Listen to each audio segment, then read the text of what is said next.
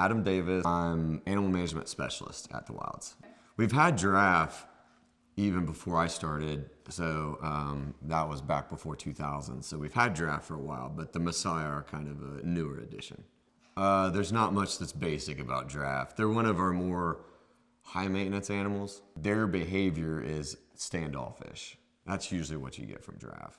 That's kind of the goal with all the animals, is to mimic the wild as much as possible. But nothing about a barn is close to that. I would say that at the Wilds we are a little closer than what maybe some other types of zoos would be.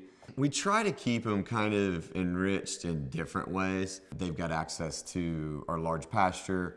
They'll interact with different animals, and we've got tours and stuff through the day. We'll get them browse and things like that. We're able to keep large groups here. So you'll notice that we don't just have one or two of animals here. We have like 10, 20, 30, 40, 50 of animals.